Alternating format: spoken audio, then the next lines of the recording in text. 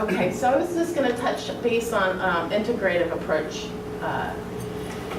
So an integrative approach to medicine, veterinary medicine, just combines traditional or conventional modalities, which is how we're trained in this country, with holistic modalities. Holistic modalities just mean holistic practitioners look at the animal as a whole. That's the idea behind it. That's all there is to it. So they might combine traditional, conventional with acupuncture, with Chinese herbs, homeopathy, or homotoxicology, chiropractic, nutritional, nutraceuticals, all different types of things. What is homotoxicology? Homotoxicology is a branch of homeopathy. It was developed in the 40s in Germany by a guy named Reckwig. Traditional or classic homeopathy cannot be combined with anything except it's only used by itself. It's never combined with conventional medicine. And you're using one remedy at a time, okay? There's no combination. Reckwig in the late 30s or 40s, his father was ill with cancer, and he was getting conventional medicine, but he also started developing his own homeopathy, but combinations that he used with the conventional medicine, and his father got well. So homotoxicology, which is what I practice, I obviously, as an integrative medicine, don't do the classic homeopathy, uses combinations. Is anybody familiar here with HEAL products, H-E-E-L? Well, anyway, they're combinations of homeopathic remedies. So that's the difference between, and homotoxicology is just looking at trying to get rid of toxins in the body, that there's been some kind of issue or insult to the body, and your ideas and their ideas to help get rid of them. It's based on like homeopathy, like cures like, who Hahnemann started really in the hospitals in Philly originally. What other things are like cures like that we use every day? And these are micro dilutions, however, and the more diluted out they are, the stronger they are, believe it or not, in that theory. But you know, vaccines, in a crude sense, are, you know, a form of homeopathy, right? You're using a little bit of the disease to help protect it. A different form of it, usually, you know, killed or whatever.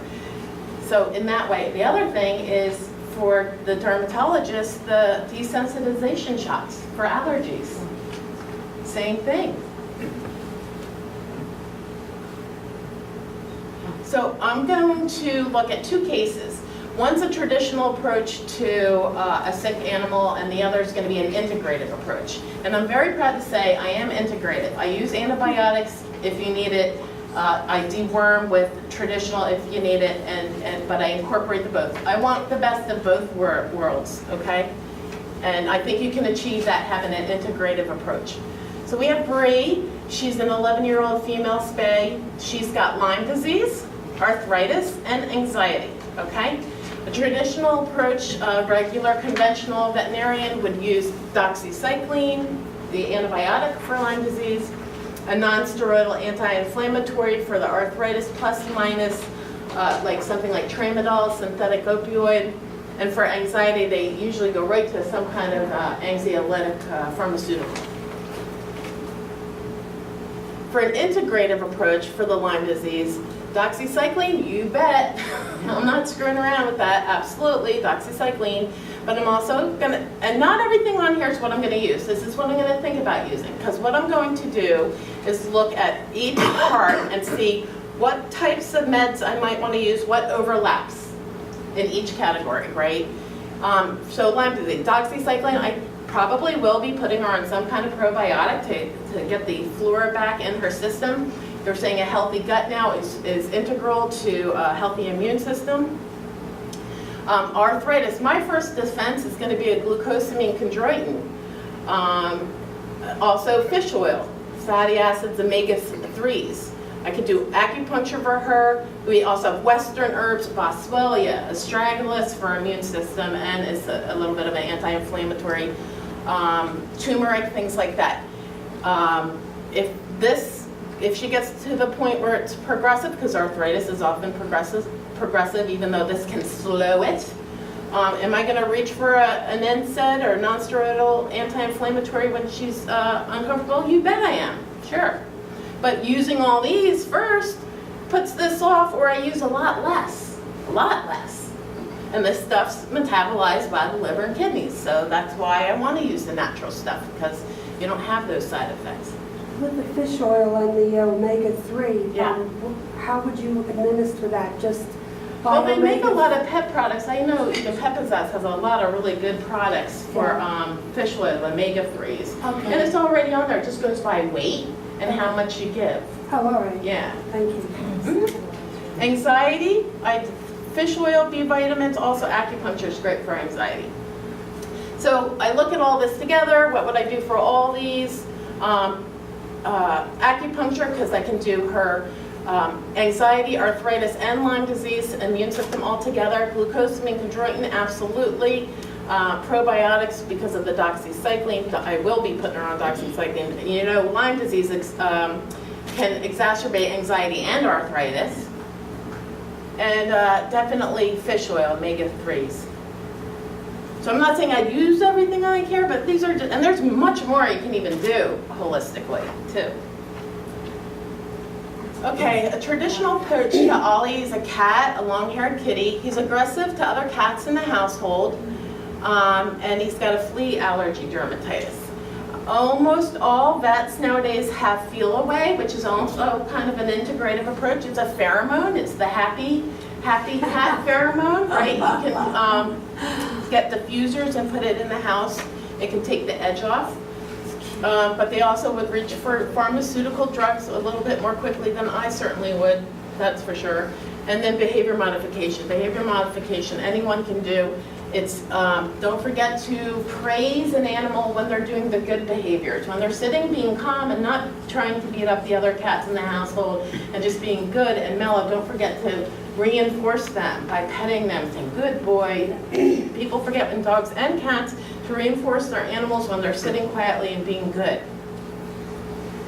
And flea allergy dermatitis, steroids, and then monthly flea and tick, because obviously we have to keep the fleas off. That would be a traditional approach.